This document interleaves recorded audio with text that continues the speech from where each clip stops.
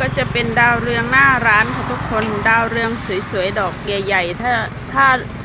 ทุกคนอยากปลูกแบบเราก็ปลูกไว้เป็นต้นพันธุ์ต้นหนึ่งแล้วก็ตัดกิ่งมาปักชำดาวเรืองหนึ่งต้นสามารถขยายพันธุ์ได้ไม่รู้จบจ้ะทุกคนนี่ถ้าอยากต้นเตี้ยแล้วมีดอกเราก็ตัดกิ่งไปชำเอานะทุกคนถ้างอกจากเมล็ดต้นก็จะใหญ่แบบนี้ต้นก็จะสูงแต่ถ้าอยากต้นเตี้ยก็ตัดแล้วก็เอาไปเสียบกิ่งจ้ะทุกคนต้นเขาก็จะเตี้ยแล้วก็จะมีดอกใหญ่ๆจ้า